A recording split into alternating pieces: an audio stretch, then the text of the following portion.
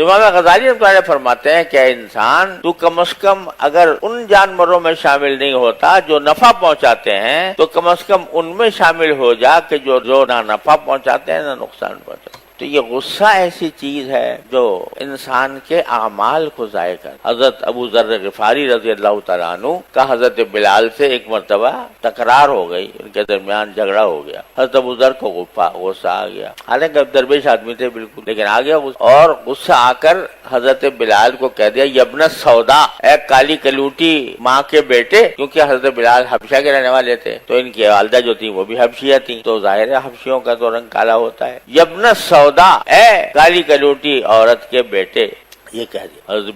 حضرت بلال رضی اللہ تعالیٰ عنہ نے خود کہا ہوگا یا کسی طرح اطلاع پہنچی رسول کریم صلی اللہ علیہ وسلم کو کہ ابو ذر نے لڑائی کے دوران حضرت بلال کو یہ کہہ دیا، تو آپ نے بلایا حضرت ابو ذر اور بلا کر فرمایا انک امرؤ فیک جاہلیہ، تم ایسے آدمی ہو کہ ابھی تک تمہارے اندر جاہلیت باقی ہے۔ ابو ذر غفاری معمولی شخصیت نہیں ہے، ان کو فرمایا کہ تمہارے اندر ابھی تک جاہلیت باقی ہے۔ کیوں باقی ہے؟ اس لیے کہ تم نے عیرتہ بأمہ، ان کو تم ماں کا تانا دے کر تم نے ان کو آڑ دلائی، ڈانٹا۔ سرکار دو عالم صلی اللہ علیہ وسلم نے حضرت ابو ذر غفاری، اب صحابہ کا مقام بھی یہ تھا کہ رسول کریم صلی اللہ علیہ وسلم کی اتنی بات ان کے لیے تو قیامت بن گئی کہ رسول کریم صلی اللہ علیہ وسلم مجھ سے ناراض ہیں، مجھے فرما رہے ہیں تیرے اندر جاہلیت ہے، تو سارا غصہ جو کچھ تھا وہ ٹھنڈا تو کیا ہوتا، مر گیا، بالکل نفس ہی مر گیا۔ جا کے مسجد نبوی کے باہر لیٹ گئے اور کہا کہ اس وقت تک نہیں اٹھوں گا اس سڑک سے، اس راستے سے، زمین سے، جب تک کہ بلال آ کر میرے گردن کے اوپر پاؤں رکھ کر مجھے نہیں اٹھائیں گے۔ لوگوں نے کہا کہ بھائی ہو گیا، معافی کر لو، معاف کر لو۔ حضور اقدس صلی اللہ علیہ وسلم بھی فرماتے ہیں معافی مانگ لیتا ہے بندہ تو معاف ہو جاتا۔ کہا نا، میں نے اتنی بڑی زیادتی کی، مجھے رسول کریم صلی اللہ علیہ وسلم فرمایا کہ تیرے اندر جاہلیت ہے، تو میں اس وقت تک نہیں اٹھاؤں گا، اپنے آپ کو زمین سے نہیں اٹھاؤں گا جب تک کہ بلال خود آ کر اپنے پاؤں سے میری گردن پر پاؤں نہیں رکھیں گے، اس وقت تک میں نہیں اٹھوں۔ چنانچہ ایسا ہی ہوا، حضرت بلال کو بلایا گیا۔ حضرت بلال کے لیے بھی آسان کام نہیں تھا، اتنے بڑے صحابی ہیں ان کے لیے یہ کام کرنا، لیکن وہ دل پر پتھر رکھ کر انہوں نے یہی کام کیا، تب ابو ذر غفاری جو ہے زمین سے اٹھے۔ تو غصے کا علاج اس طرح کیا جاتا ہے جس طرح رسول کریم صلی اللہ علیہ وسلم نے کروایا ابو ذر غفاری۔ تو میرے بھائیوں عزیزوں، میں اپنے آپ کو پہلے اور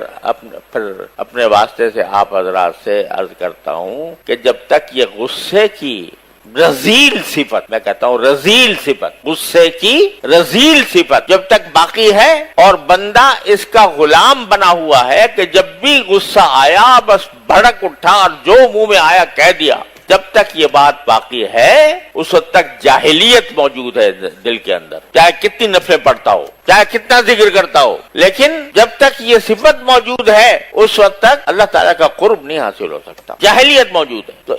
اس کو دور کرنا ہے اگر ہم اپنی اصلاح چاہتے ہیں، اگر اللہ تعالیٰ کا قرب چاہتے ہیں، اللہ تعالیٰ کے ساتھ تعلق چاہتے ہیں، اس کی رضا چاہتے ہیں، تو یہ بت توڑنے ہوں گے جو دل میں بسے ہوئے ہیں، اپنی بڑائی کے، اپنی انا کے، دوسروں پر غصے کے، دوسروں کے ساتھ بغض کے، یہ بت توڑنے پڑیں گے، اس کے بغیر گزارا نہیں ہوگا، اس کے بغیر نجات نہیں ہوگا۔ تو الحمدللہ رمضان مبارک کے اندر کچھ دل نرم ہوتے ہیں اللہ تبارک و تعالیٰ کے فضل و کرم سے، تو ذرا ہم ارادہ کر لیں، یہاں سے ارادہ کر کے جائیں کہ اب ہم درندے نہیں بنیں گے، بقول امام غزالی کے اب درندے نہیں بنیں، یا تو نفع پہنچانے والے جانور بنیں گے، بکری، گائے، بھینس، یا کم از کم ایسے جانور جو نہ کسی کو نفع پہنچاتے ہیں نہ نقصان پہنچاتے ہیں، اور اسی طرح ہوگا کہ غصے پر